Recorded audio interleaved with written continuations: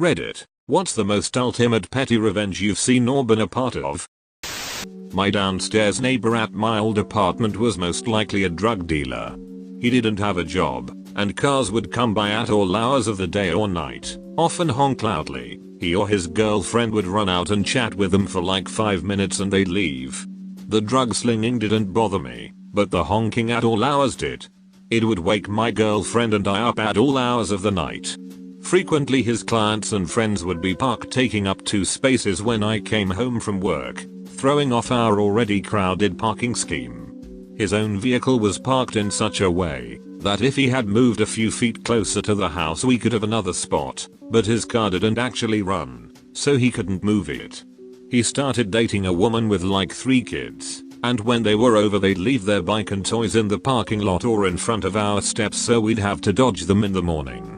She had a small dog, and while she was usually good about cleaning up its poo piles, she would still miss them from time to time. It was all minor annoyances, so I decided to pay him back in the most petty way possible. Each floor paid for their own electricity. I knew our downstairs landing light was on his circuit, since it worked before we set up power to our apartment and didn't work for the few weeks between the previous tenant moving out and him moving in. It was an old incandescent bulb, not an energy efficient one like we had at the top of the stairs and throughout our apartment. After his friend took up 2 parking spaces for like 3 days when his truck died in our parking lot, I never turned that light off.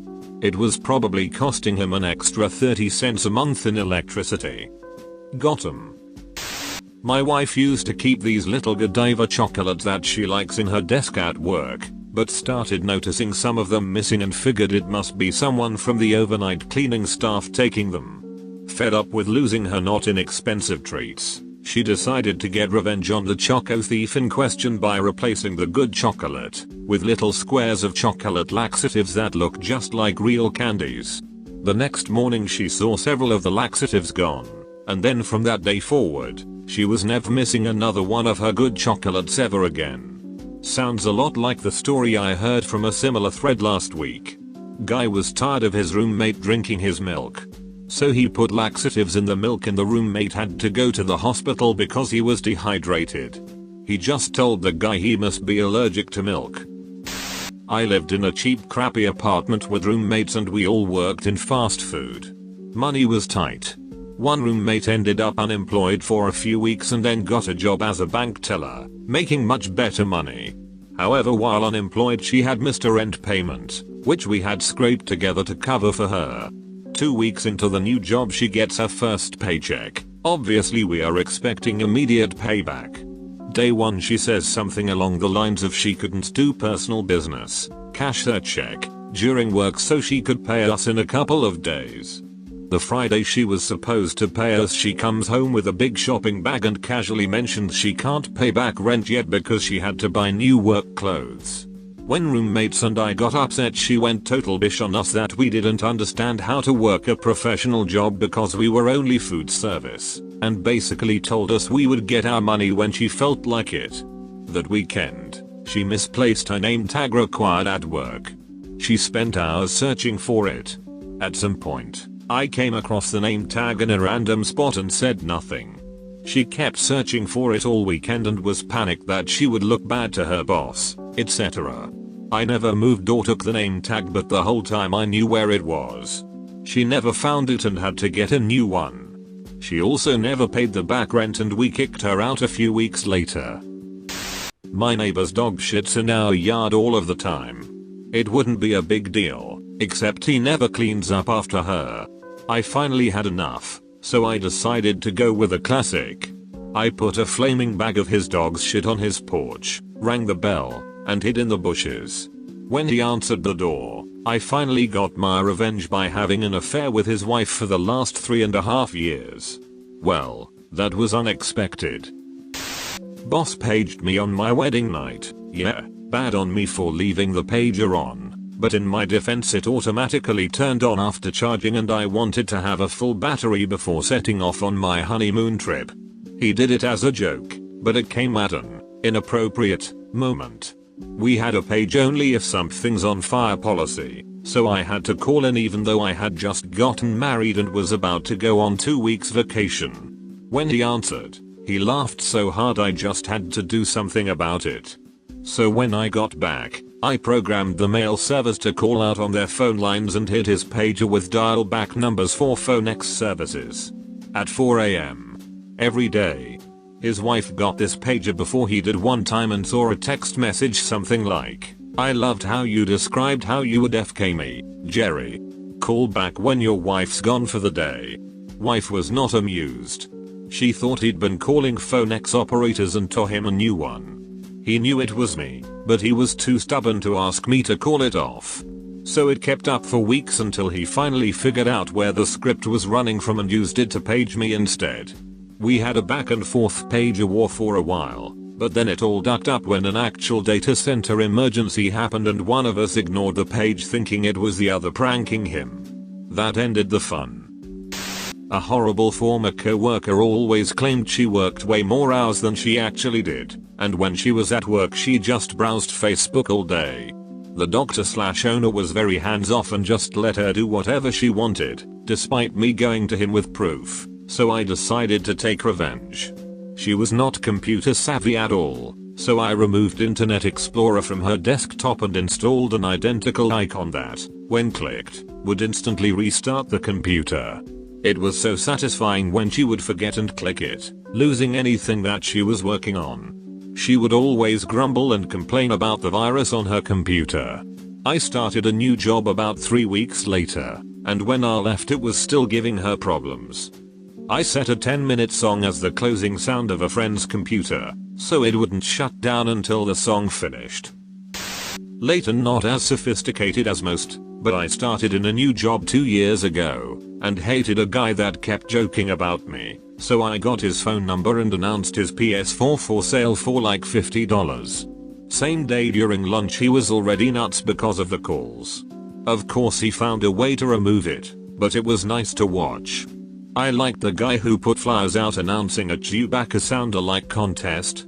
People were supposed to call, not say anything, and go into their best Chewbacca roar. My little brother and his girlfriend came to stay at my house for the weekend, and the girlfriend was super self-centered and obnoxious. When they left, she forgot her clothes and toiletries because she left them sprawled all over my bathroom. About a week later, she and my brother moved into an apartment together. After he paid for the moving truck, deposit and utilities, she cheated on him with her ex and kicked him out of the apartment. This left him broke, homeless, and heartbroken.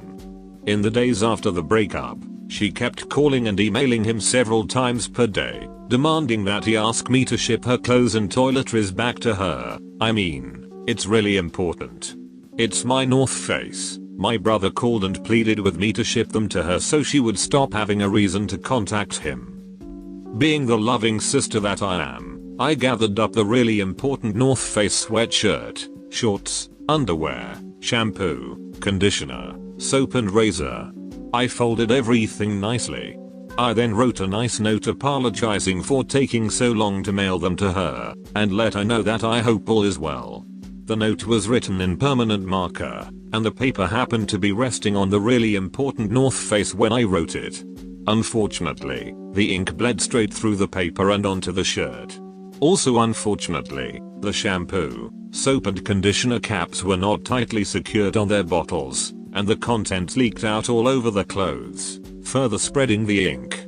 The most unfortunate result, though, was that her razor didn't have any sort of protective cap or container and left little slashes all over the front of the really important North Face.